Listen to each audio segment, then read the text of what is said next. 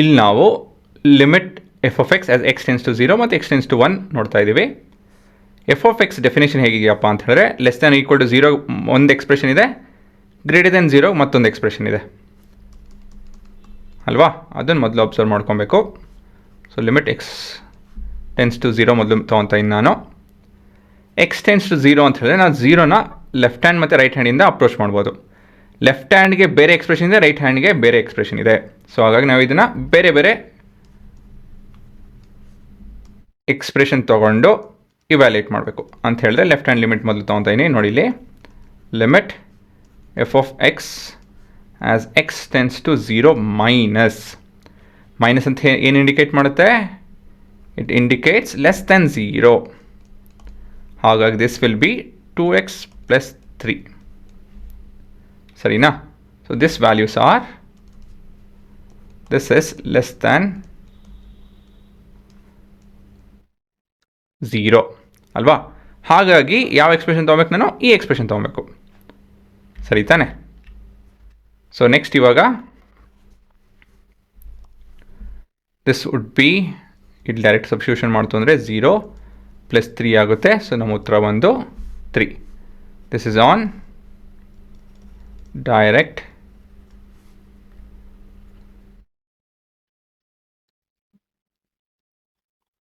Substitution. ಸರಿನಾ? Next ಇವಾಗ ಅದೇ ಪ್ರಶ್ನೆ, ರೈಟ್ ಹ್ಯಾಂಡ್ ಲಿಮಿಟ್. ಸರಿನಾ?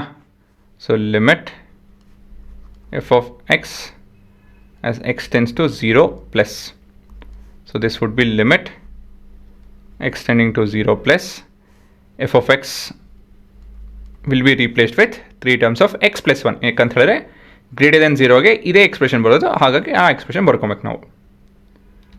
ಸರಿನಾ? So this will be equal to, direct substitution ಮಾಡಿ 3 times of 0 plus 1 and that will be equal to 3. ಸರಿನಾ?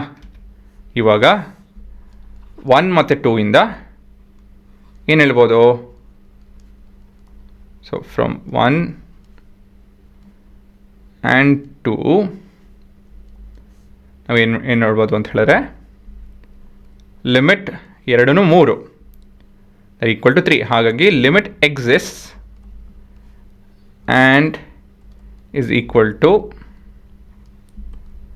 3 ಅಂತ ಹೇಳಿ ಬರಿಬೋದು. ಸರಿನಾ? ಮತ್ತು ಮುಂದೆ ಇನ್ನೊಂದು ಪ್ರಶ್ನೆ, limit F of X as X tends to 1 ಅಂತ ಇದೆ ಅಲ್ವಾ. ಗ್ರೇಟರ್ ದೆನ್ 0 ಇದೊಂದೇ ಎಕ್ಸ್ಪ್ರೆಷನ್ ಇರೋದು, ಹಾಗಾಗಿ ಡೈರೆಕ್ಟಾಗಿ ಇದನ್ನು ಸಬ್ಸ್ಟಿಟ್ಯೂಟ್ ಮಾಡಿ. ಲೆಫ್ಟ್ ಹ್ಯಾಂಡ್ ರೈಟ್ ಹ್ಯಾಂಡ್ ಅಂತ ನೋಡೋದು ಬೇಡ, ಯಾಕಂತ ಹೇಳಿದ್ರೆ ಲೆಫ್ಟ್ ಹ್ಯಾಂಡ್ ಆ್ಯಂಡ್ ರೈಟ್ ಹ್ಯಾಂಡಲ್ಲಿ ಒಂದೇ ಬಿಹೇವಿಯರ್ ಇದೆ. ಹಾಗಾಗಿ I can just rewrite this as 3 times of x plus 1 ಅಲ್ವಾ. ಸೊ ಸಬ್ಸ್ಟಿಟ್ಯೂಟ್ ಮಾಡ್ತು ಅಂತ ಹೇಳಿದ್ರೆ 3 times of 1 plus 1 that would be equal to 6. So ಇದೇ ನಿಮ್ಮ ಉತ್ತರ.